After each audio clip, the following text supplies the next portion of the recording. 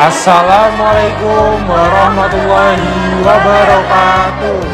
Kami dari kelompok 6 sebelumnya perkenalkan, nama saya Muhammad Raffi Noval Fawas dan rekan saya Megata Swawijatuti.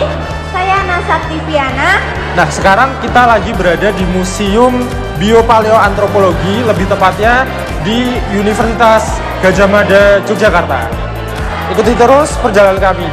Bye-bye. Allopatrik maupun Sympatric yang telah disampaikan oleh Bapak Pemandu di Museum Biopaleoantropologi Universitas Gadjah Mada. Nah, beliau mengatakan allopatrik ini terjadi ketika populasi suatu spesies terisolasi secara geografis, sehingga mereka berkembang secara terpisah dan mengalami perbedaan genetik yang cukup signifikan. Kemudian di spesiasi Sympatric itu terjadi tanpa adanya isolasi geografis, di mana populasi dalam area yang sama mengembangkan perbedaan genetik yang signifikan dan menjadi spesies baru. Nah, beliau menjelaskan bahwa di allopatrik itu sendiri dijelaskan dengan perbedaan bentuk struktur kepala dan tanduk pada banteng.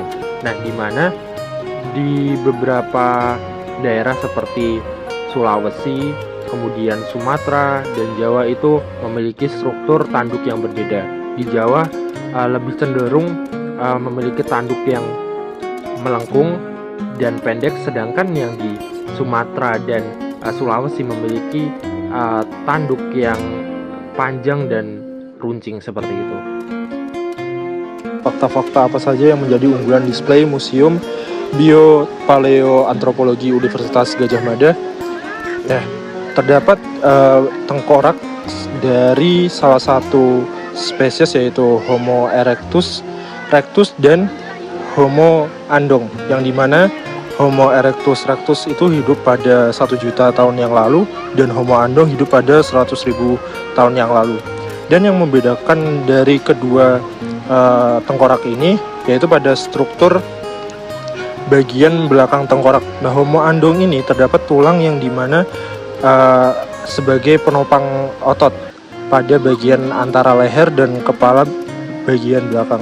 Kemudian ada dengan Homo erectus rectus di mana tulang bagian belakang itu belum tumbuh seperti Homo andong, yang mengakibatkan struktur tubuh ketika berdiri itu sedikit lebih membungkuk daripada Homo andong. Kemudian ada juga replika dari anak Mojokerto.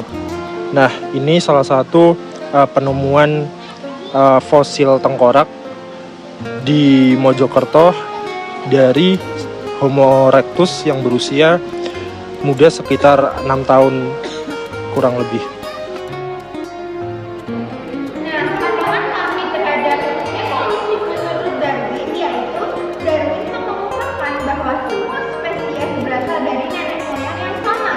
Dan telah berkembang melalui proses evolusi.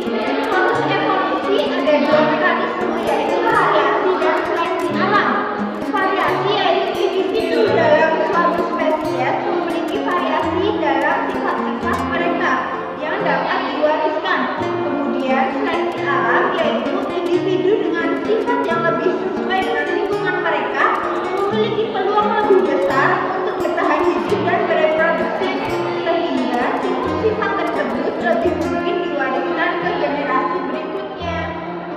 Lalu ada bukti evolusi menurut Darwin. Yang pertama terdapat fosil, lalu anatomi homolog dan embriologi. Fosil menunjukkan perubahan bertahap dalam spesies dari waktu ke waktu.